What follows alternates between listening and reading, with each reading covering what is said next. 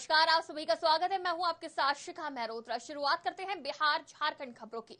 हजारीबाग के प्रधान डाकघर में अखिल भारतीय ग्रामीण डाक सेवक संघ ने एक दिवसीय धरने का आयोजन किया, जिसमें हजारीबाग के कई डाककर्मी शामिल हुए। बताया जा रहा है कि उन्होंने सरकार से विभिन्न मांगों को लेकर एक दिवसीय धरना दिया, जिसमें उन्होंने बताया कि प्रमोशन को लेकर हमें आश्वस्त किया गया था, लेकिन अब तक हमारा प्रमोशन किया नहीं गया है और साथ ही 8 घंटे की जगह हमसे 10 घंटे ड्यूटी करवाई जाती है, लेकिन फिर भी हमें मात्र 5 घंटे का ही भुगतान किया जाता है।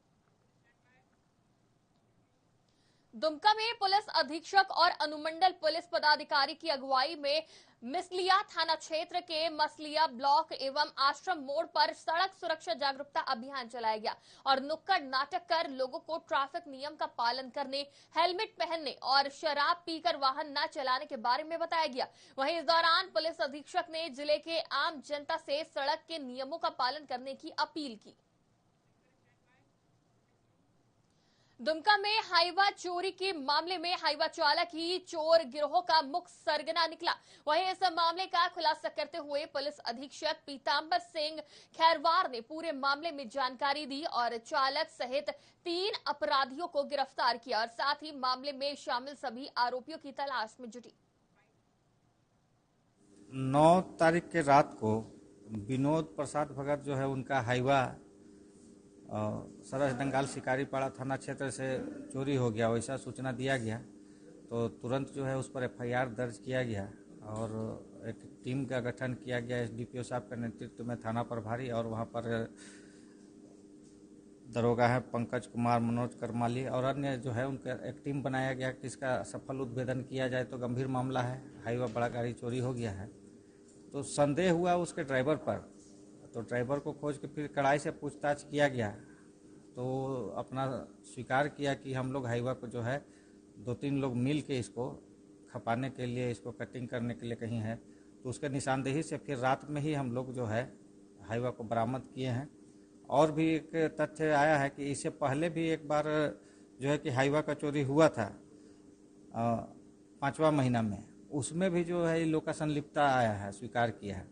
इस प्रकार इन लोग आदतन जो है कि हाईवा को चोरी करके नज़दीकी जो बंगाल में पड़ता है जिला, वहाँ पर कुछ लोगों से तालमेल करके उसको काट करके बेचने का काम शुरू किए थे। इस प्रकार ये तो आने वाला समय में और भी घटना होता, लेकिन उद्भेदन हो गया है। अब इस पर अब लगाम लगेगा। चोरी कर करके लोग कटिंग का काम करते हैं। सर, क्या ये गिरोह के रूप में कार्य करते हैं क्या? ये दूसरी घटना है इनका, उसके बाद हो सकता है नहीं पकड़े जाते तो इस तरह का और लगातार काम करते रहते हैं। लेकिन दुमका पुलिस के द्वारा एक यूनिट के रूप में, एक टीम के रूप में काम करके इसका 24 घंटे के अंदर एक सफल। दुमका के हंसडीहा थाना क्षेत्र के बारीडीह गांव से पुलिस ने शराब का बड़ा जखीरा जब्त किया है, जिसमें पुलिस ने 350 पेटी अवैध शराब बरामद की और साथ ही गाड़ी के कागजात को भी खंगाला, लेकिन गाड़ी में कोई कागजात नहीं मिला। फिलहाल पुलिस ने अज्ञात तस्करों के खिलाफ आबकारी अधिनियम के तहत संगीन धाराओं के तहत मामला दर्ज कर लिया है और ट्रक को सीज कर आगे की कार्रवाई शुरू कर दी है। पड़ोसी राज्य में शराबबंदी है, क्योंकि ये सीमावर्ती जिला है, तो इसका लाभ जो है तस्कर जरूर उठाते रहे होंगे और हम लोग को गुप्त सूचना भी मिलती थी। ये लोग शराब लेके कहीं खपाने का प्रयास कर रहे थे। इस वक्त पर उनका गाड़ी कुछ खराबी आ गया, जिसके चलते समय पर वो लोग ले नहीं जा सके। पुलिस को भी सूचना मिली, ग्रामीण लोग को भी सूचना मिली, जिस पर तुरंत कार्रवाई करते हुए उसको जब्त किया गया और थाना लाया गया। और उसमें जो गाड़ी के साथ चालक और जो है उसका ड्राइवर और मालिक का कोई नहीं था, सब छोड़ के भाग गए थे। और उसमें जांच किया गया तो लगभग 350 पेटी शराब उसमें बरामद हुआ है और जिस पर हम लोग कार्रवाई कर रहे हैं। एफआईआर दर्ज करके अनुसंधान करेंगे कि इसमें फिर और शामिल कौन कौन है, क्योंकि ड्राइवर और मालिक गाड़ी का वो अभी पकड़ाया नहीं है। उनको खोजने के बाद उनको बताना होगा कि कहाँ से ला रहे थे और कहाँ ले जा रहे थे। ये तो अनुसंधान का विषय है और अगर इसमें माफिया तत्व के लोग होंगे, अगर जो उनका नाम आएगा तो उस पर कार्रवाई हम लोग निश्चित तौर पर करेंगे। क्या लगता है, बिहार ले जाकर इसको खपाने की तैयारी थी क्या? तो शराब का खपत तो हर एक जगह है, अब वो अनुसंधान में आएगा कि वो लोकल में यहाँ कहीं सप्लाई कर रहे थे या तो बिहार ले जाने के लिए थे। उस गाड़ी के साथ उसका ड्राइवर पकड़ा नहीं गया, वो मिलेगा तब वो बताएगा कि उसको कहाँ पर। भारत देश अमृतकाल मना रहा है और देश के प्रधानमंत्री आह्वान पर पूरा देश हर घर तिरंगा महाअभियान में अपनी सहभागिता सुनिश्चित करते हुए जिला भारतीय जनता पार्टी कार्यालय में इसकी शुरुआत की गई, जहां भारतीय जनता पार्टी के कार्यकर्ता तिरंगा लहराते हुए नजर आए। वहीं इस दौरान जिला अध्यक्ष गुंजन यादव ने कहा कि पूरा देश हर घर तिरंगा उत्सव मना रहा है। इसके साथ ही देश के प्रधानमंत्री के आह्वान पर मेरी माटी मेरा देश कार्यक्रम लाया गया है, जिसे भारतीय जनता पार्टी 13 अगस्त को बड़ी भव्य तरीके से मनाएगी। देखिए, अपना भारत देश अमृत काल मना रहा है और देश के यशस्वी प्रधानमंत्री आदरणीय नरेंद्र मोदी जी के आह्वान पर पूरा भारतवर्ष हर घर तिरंगा महाअभियान में अपनी सहभागिता सुनिश्चित कर रहा है। हम भारतीय जनता पार्टी के कार्यकर्ता भी हर घर तिरंगा के इस महाअभियान में अपने सहभागिता, अपनी भूमिका को सुनिश्चित करने के हेतु आज जमशेदपुर महानगर की एक बैठक हुई और इस बैठक के माध्यम से हर घर तिरंगा अभियान का आज आगाज जमशेदपुर महानगर के हम भारतीय जनता पार्टी के राष्ट्र भक्तों ने करने का काम किया। इसके साथ साथ अपने यशस्वी प्रधानमंत्री आदरणीय नरेंद्र मोदी जी ने मेरी माटी मेरा देश नामक एक अभियान लाया है। आगामी 13 अगस्त को मेरी माटी मेरा देश इस अभियान की शुरुआत भी जमशेदपुर महानगर के बैनर तले एक बड़ा आगाज हो। पूरे जमशेदपुर के कार्यकर्ता जुटेंगे और उस दिन कलश उनको प्रदान किया जाएगा और उन कलशों में अपने मंडल क्षेत्र के महापुरुषों के प्रतिमा की साफ सफाई करके उन महापुरुषों की प्रतिमा स्थल की मिट्टी को वहां उस कलश में भर के कार्यकर्ता लाएंगे। 13 अगस्त को इसका शुभारंभ होने वाला है। 15 अगस्त को स्वतंत्रता दिवस है। उससे पूर्व 14 अगस्त को भारत विभाजन दिवस है। अपने जमशेदपुर में भी बहुत से लोग रहते हैं जिन्होंने भारत विभाजन का दंड। जमशेदपुर में विभिन्न समस्याओं के समाधान की मांग को लेकर आदित्यपुर गम्हरिया विकास समिति ने आवास बोर्ड के अध्यक्ष को एक ज्ञापन सौंपा और बागबेड़ा और गोविंदपुर में आवास बोर्ड के फ्लैटों भूखंडों पर रह रहे परिवारों को विधिवत आवंटन की सुविधा देने की मांग की। बता दें, आवास बोर्ड के अध्यक्ष एक दिवसीय दौरे पर जमशेदपुर आए और आदित्यपुर स्थित कार्यालय का दौरा कर यहां की समस्याओं का जायजा लिया। की समस्या है करीब सिमिलर है। ऐसे कई मकान और फ्लैट हैं जहां पर वर्षों से अवैध रूप से रह रहे हैं और मैंने जिक्र भी किया कुछ क्वार्टरों का कि वहां पर लोग रह रहे हैं, इसीलिए क्वार्टर बचा हुआ है, वरना अब तक गिर गया होता। तो जो वर्षों से लोग रह रहे हैं, एक बार सरकार 2017 में इस तरह का निकाली भी थी कि जो लोग 10 वर्ष से अधिक समय से रह रहे हैं वो आवेदन दे, उनका हो जाएगा। तो अब तक हम लोग की जानकारी के अनुसार मात्र 3 लोगों का हुआ। वही बात हम लोगों ने आज अध्यक्ष महोदय जी से रिक्वेस्ट किया है कि जो लोग भी आवास बोर्ड के मकान फ्लैट में वर्षों से अवैध रूप से रह रहे हैं, उनको एक प्रक्रिया के तहत, कोई नियम के तहत उनको उनके नाम से आवंटित कर दिया जाए ताकि उनको मकान मिल जाए और सरकार को राजस्व मिल जाए। कई मकान का आवास बोर्ड के भूखंड पर भी लोग, जहाँ छिटपुट लैंड है कहीं पे, भूखंड पर भी वर्षों से लोग रह रहे हैं। अब उनको तोड़ के हटाना, जहाँ एक तरफ सरकार की योजना चल रही है कि सबको मकान दीजिए, सबको पीएम आवास और तरह तरह की योजनाएं चल रही, इंदिरा आवास कभी कुछ, तो ऐसे में तोड़ना या उनको हटाना मुझे लगता है कि जनहित में नहीं होगा, बल्कि उस भूखंड को जिस भी नियम के तहत जो भी उसका राजस्व है उसको लेकर के एक नियमावली बना करके भूखंड को भी जो है।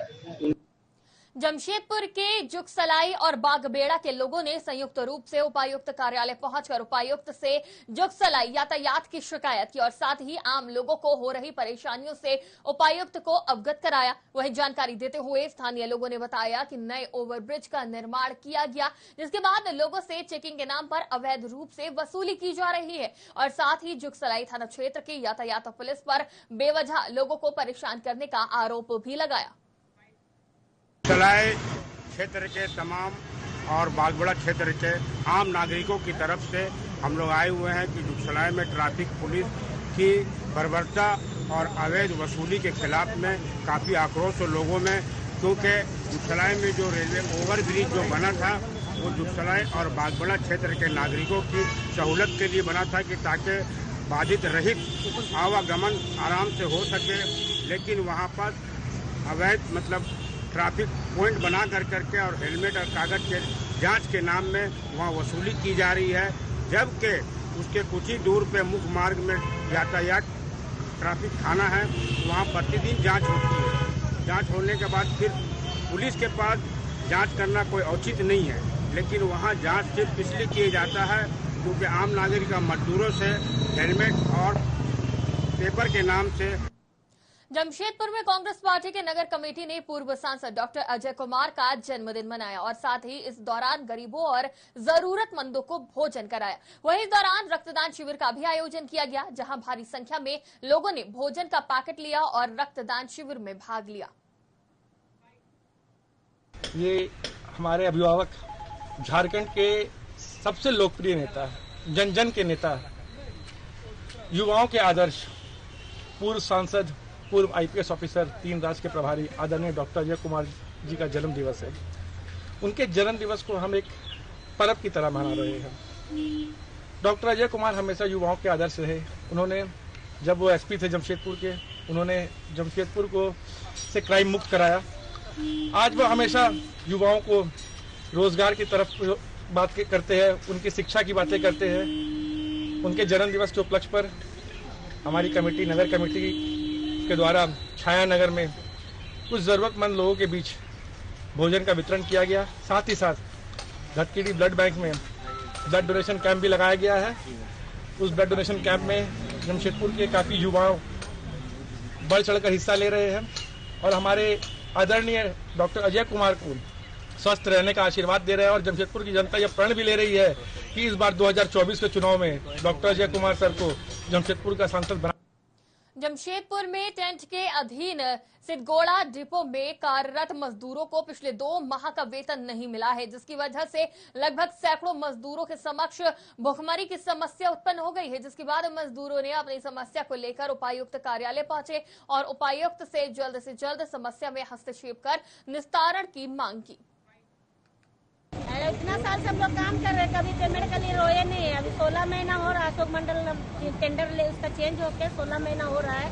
हम लोग 16 महीना से इतना रोला रहा है कि क्या बोलेंगे, हम लोगों को सड़क में आके भी भीख मांगने वाला से भीख नहीं मिल रहा है। ऐसे हम लोगों का दिन आ गया, लेकिन क्या करेंगे। अशोक मंडल को जब भी 2 महीना 3 महीना काम करते हैं, उसके बाद 2 महीना 1 महीना का पैसा देता है। जब मांगने आता है तो बोलता है आज नहीं, कल नहीं, आज नहीं। उसको मैंने महीना भर ऐसे ही पार कर देता है। तो हम लोगों ने आज स्ट्राइक किए हैं तो काम रोकवाने से दूसरा को बुला के काम कराता है। बार का मैंने जेमको उनको लिल्डी फिल्डी कासीडी उसडी साक्षी पक्षी का लेबर लेकर के वहाँ काम कराता, साफ सफाई का।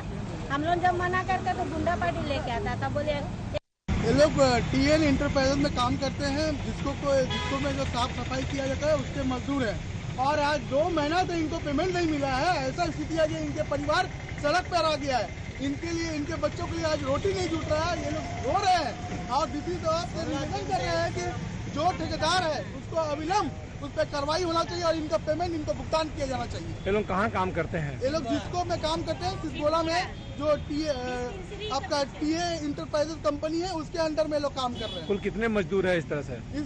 लगभग 70-80 मजदूर हैं, मगर अभी यहाँ पे 40-50। लातेहार में बालूमाथ थाना क्षेत्र के गणेशपुर में एक बार फिर हाथियों के झुंड ने तबाही मचा दी। ग्रामीणों के घरों को उजाड़ दिया। वहीं वन विभाग भी हाथियों के झुंड को भगाने की कोशिश में जुटा है और ऐसे में लोग अपनी जान बचाकर भाग रहे हैं। बता दें, इस मामले में स्थानीय लोगों ने क्या कुछ कहा, आइए आपको सुना दें। में 11 बज रहा था, हम लोग सब सोवल थे। उधर से अचानक आए 11-12 का मतलब झुंड थे हाथी, वहाँ सोवल थे। अचानक उधर इधर बज रहा था, तब वो सोवल थे वहाँ। तो अचानक में उठे और बोले, हम लोग वहाँ थे कि चलिए भागिए से आ रहा है हाथी का झुंड। हम लोग यहाँ से उठने भी नहीं सके और उधर से मतलब ढकल दिया। थोड़ा सा चलते मतलब पार हो गया, तब फिर खतरा हो जाता बहुत ज्यादा। वहाँ सब 10-15 बोरा मतलब सब। क्रांतिवीर युवा खुदीराम बोस की जयंती के मौके पर पाकुड़ खुदीराम बोस चौक पर स्थित बंगाली एसोसिएशन ने युवा क्रांति खुदीराम बोस जी की मूर्ति पर माल्यार्पण करते हुए उन्हें नमन किया और उनको श्रद्धांजलि दी। वहीं इस मौके पर बंगाली समिति के निरंजन घोष, प्रबीर भट्टाचार्य के साथ स्थानीय गणमान्य व्यक्ति मौजूद रहे। खुदीराम बोस का पुण्यतिथि है। हर वर्ष हम लोग ये उत्सव मनाते हैं। इस मूर्ति की प्रतिष्ठाता हमारे भूतपूर्व वार्ड पार्षद बेला मजूमदार है, क्योंकि उनका घर में थोड़ा असुविधा है, इसीलिए उपस्थित नहीं होती। बाकी हम लोग बंगाली समिति के सभी सदस्य उपस्थित हैं। हम लोग आज उनके श्रीचरण में श्रद्धा। प्रधानमंत्री नरेंद्र मोदी के द्वारा दिए गए लोकसभा में बयान के बाद सियासत गर्मा गई है, जिसके बाद प्रधानमंत्री मोदी ने कहा कि जो इंडिया गठबंधन बनी है वो घमंडी गठबंधन है। जिसके बाद मुख्यमंत्री नीतीश कुमार ने प्रधानमंत्री पर निशाना साधते हुए कहा कि प्रधानमंत्री जी डर गए हैं, तब इस तरह की अनर्गल बातें कर रहे हैं। वहीं साथ ही उन्होंने मौके पर मौजूद मीडिया कर्मी पर भी निशाना साधा और कहा कि मीडिया सिर्फ एक तरफा खबरें चलाती है। और क्या कुछ कहा, आप भी देखिए। आप पर कब्जा आज केंद्र सरकार है, उसी का है, तो वो जो बोलेंगे अब उसी का आएगा। लेकिन कौन कौन चीज बोलते हैं, वो हर चीज बोलते हैं अपना, तो उनको अपने ढंग से लोग बोलते हैं, बिना मतलब की बात है। अपोजिशन ने कहा तो जब काम करना चाहिए ना, तो काम नहीं हो रहा है।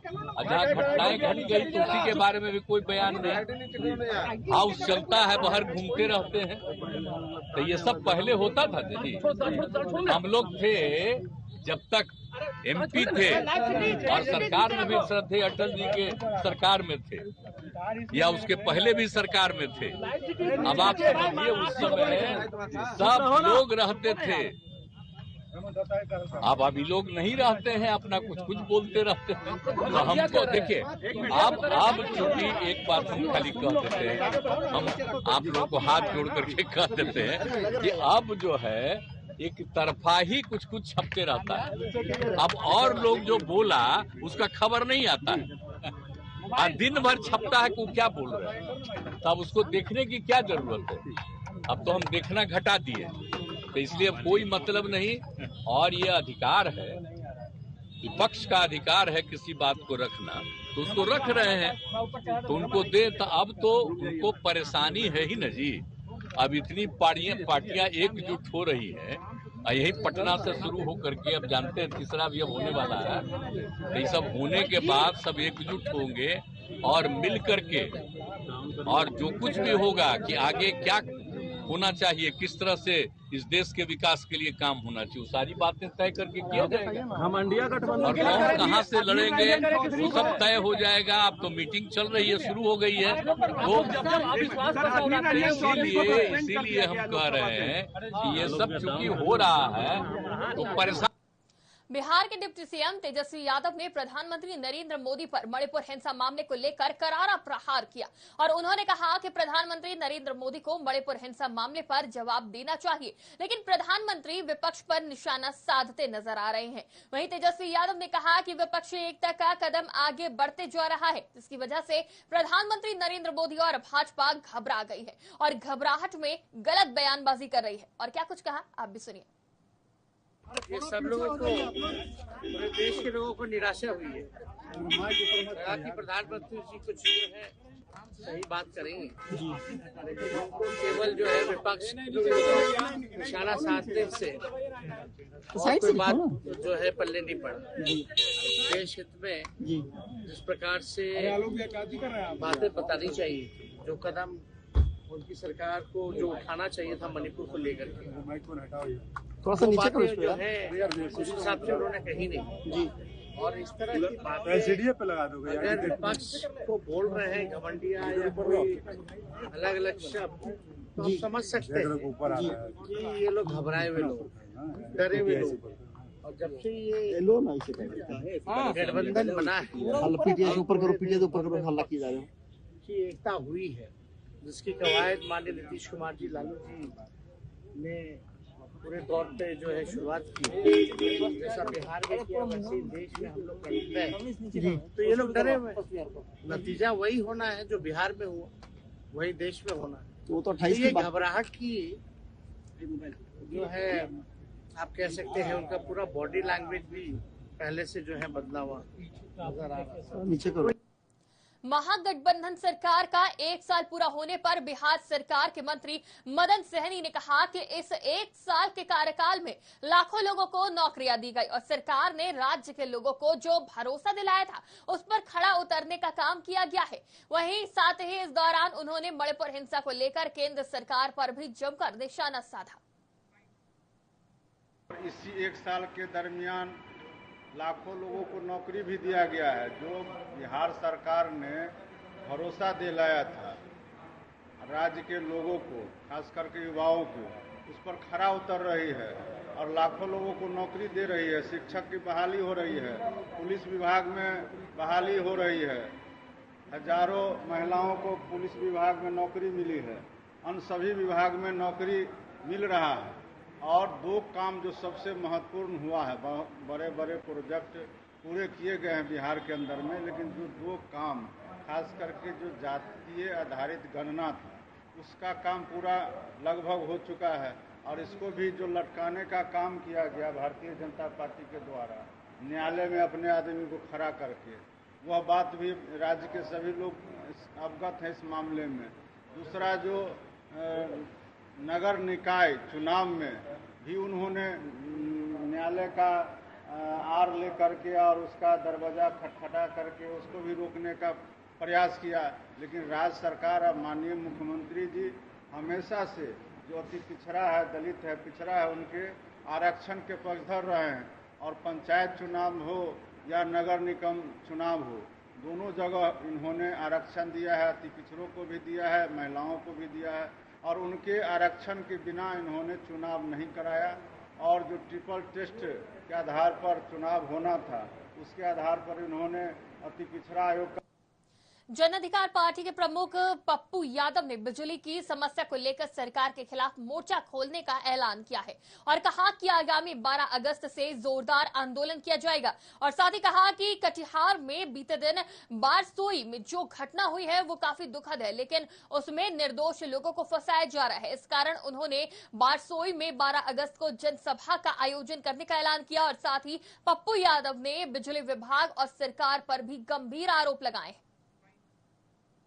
जनता अपने अधिकार के लिए जब निकलता है, आज के डेट में बिहार में सबसे बड़ा प्रॉब्लम है बिजली। बिजली का बिल, बिजली नहीं जले तब भी 500 रुपया आ जाना है सबके घर में, एसी नहीं चले तब भी 3300, 3400, 3800 का बिल हो जाना है। बिजली के वोल्टेज में पंखा चले कि ना चले, मोबाइल चार्ज हो या ना हो तब भी बिल आ जाना है। बिजली मात्र 3 घंटे ही 4 घंटे मिले, पूरा का पूरा कटौती हो जाए तब भी बिल आ जाना है। और 1 महीना जब बिल हम चुपचाप रहे, 1 महीने के बाद 24,000 रुपया बिल थमा दो, 35,000 का बिल थमा दो। चाहे वो गरीब हो, चाहे वर्किंग क्लास हो, चाहे मिडिल क्लास हो, चाहे लोअर मिडिल क्लास हो, बस जाओ। इंजीनियर रावण हो चुके हैं, इंजीनियर और एग्जीक्यूटिव इंजीनियर। वसूली के मामले में एक माइनिंग अफसर जो जबरदस्ती ट्रैक्टर ट्रक को, मट्टी जो मेरे बाप का होता है उसमें भी वो 35,000 40,000 का ट्रैक्टर हमारा किसान का, उसको थाने में बंद करके 40,000 ले लेता है। उससे बुरी हालत बिजली की है। जाता है मीटर में कुछ आया नहीं आया, मीटर को काट के लेके चला जाता है। अब वो कौन मीटर जोड़ता है, कहां से मीटर लाता है, और 25,000 का बिल थमा करके चला जाता है। या तो बिल जमा कीजिए, नहीं तो केस होगा, या नहीं तो कर्ज लेकर के आप मर जाइए, लेकिन बिल चाहिए। ये जो सरप्लस बिजली की बात हिंदुस्तान में होती है, मोदी जी कभी उस देश कभी उस देश, हमारा बिहार में तू नटवा, तोरा बिहार में हम नटवा, गांव में नौते न भिलाई में नौता। सबसे ज्यादा गरीब प्रदेश बिहार,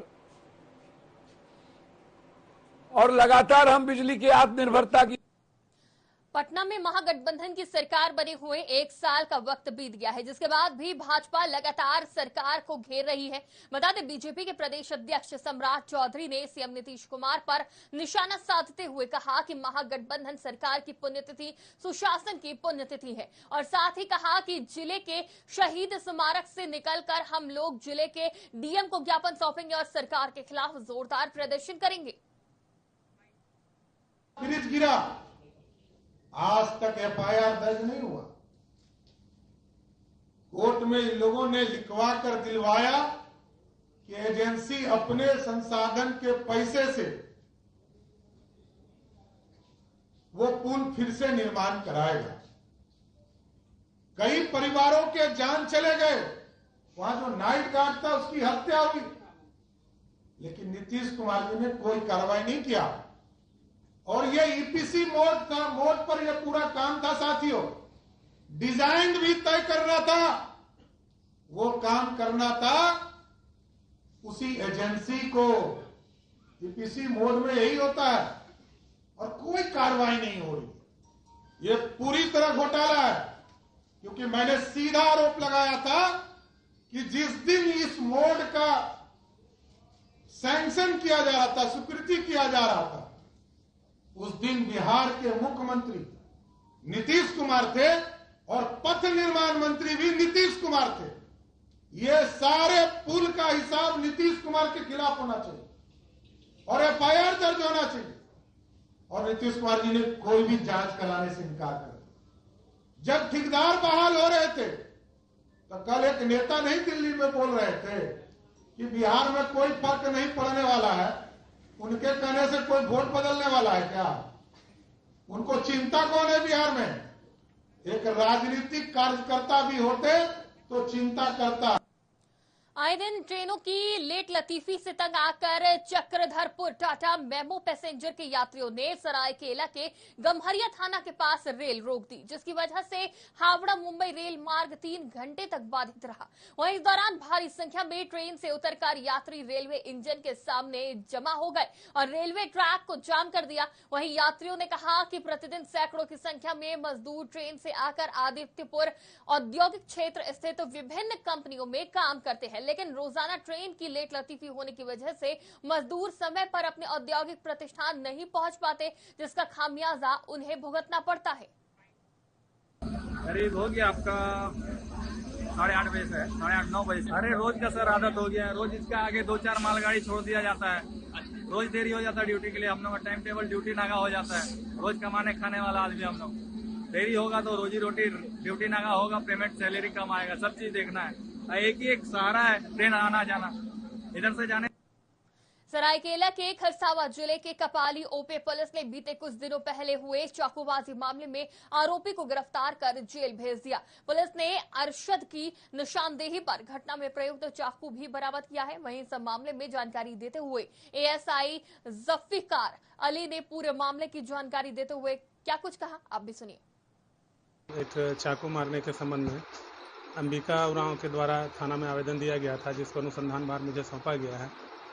और अनुसंधान के क्रम में गुप्त सूचना एवं गवाहों के बयान के आधार पर एक व्यक्ति को गिरफ्तार किया गया है, जिसे न्यायिक हिरासत में भेजा जा रहा है। उसका नाम अरशद उर्फ टिप्पणी। घायल पहले एमजीएम में भर्ती कराया गया था, फिलहाल वो उनका टीएमएच एमजीएम के द्वारा रेफर करने के बाद टीएमएच में इलाज रखा। जख्मी द्वारा बताया गया और जो गिरफ्तार व्यक्ति हैं उनके द्वारा भी बताया गया कि लगभग 3 माह पूर्व कुछ पेट्रोल खरीद के संबंध में सरायकेला सदर अस्पताल परिसर में फाइलेरिया उन्मूलन कार्यक्रम के तहत अभियान का शुभारंभ किया गया और इस दौरान उपायुक्त रविशंकर शुक्ला ने खुद ही दवा खाकर अभियान की शुरुआत की और साथ ही अभियान के सफल संचालन को लेकर संबंधित पदाधिकारियों को आवश्यक दिशा निर्देश देते हुए कहा कि मानक के अनुसार दवा खिलाना सुनिश्चित करें और साथ ही इसकी सही रिपोर्ट कार्यालय में समय से उपलब्ध कराएं। जिले में आज आईडीए राउंड का प्रारंभ किया गया है। आईडीए के अंतर्गत 3 तरह की दवाइयां खिलाई जाती हैं, आइवरमेक्टिन, डीएसी और साथ में एल्बेंडाजोल। और ये 10 तारीख से लेकर के 25 तारीख तक हमारे जिले में चलेगा अभियान। इसमें आज बूथ पर दवा का सेवन कराया जा रहा है और धीरे धीरे आने वाले समय में फिर डोर टू डोर कैंपेन चला करके दवा का सेवन कराया जाएगा, जिससे कई प्रकार की बीमारियों से लोगों को। जमशेदपुर में fair price shop dealers association का एक प्रतिनिधिमंडल पूर्व सिंहभूम जिला मुख्यालय पहुंचा, जहां उन्होंने उपायुक्त के नाम एक मांग पत्र सौंपते हुए अगस्त महीने का खाद्यान्न मुहैया कराने की मांग की। संगठन की ओर से बताया गया कि जिले में 1500 से ज्यादा पीडीएस डीलर हैं, जिनमें से आधे को ही अगस्त माह का खाद्यान्न मुहैया कराया गया है। वहीं बचे हुए डीलरों को कहा जाता है कि स्टॉक खत्म हो चुका है। ऐसे में उपभोक्ताओं को गुस्से का शिकार होना पड़ता है। महोदय से मिलने आया है। पूर्वी सिंहभूम जिला में 1500 लगभग डीलर में आधा ही दुकानदारों को राशन मिला है अगस्त महीना का और सभी ब्लॉक में बाकी है। बहुत सारे दुकानदार जाते हैं गोदाम में तो बहुत सा गोदाम बंद है। गोदाम में जाने से या एजीएम साहब से बात करने से बोला जाता है कि अगस्त माह का आपका कोटा लैप्स हो गया, अगस्त माह का माल नहीं मिलेगा। और आम जनता पूरा दुकान का चक्कर लगा रहा है। जिनको राशन मिला है वो दुकान में राशन बांट रहे हैं और जिनको दुकानदार को राशन नहीं मिला है वो दुकान खोल के बैठे हुए हैं। ग्राहक लोग का चारों बात सुन रहे हैं। क्या चाहते हैं आप लोग? हम लोग उपायुक्त महोदय से मिलने आए हैं कि हम सब दुकानदारों को राशन दिया जाए, जिससे हम आम उपभोक्ताओं को राशन का वितरण करेंगे। बहुत सा जो ग्राहक है इसी। बिहार झारखंड की खबरों में फिलहाल इतना ही। देश और दुनिया की तमाम खबरों के लिए जुड़े रहिए। मुझे दीजिए इजाजत। नमस्कार।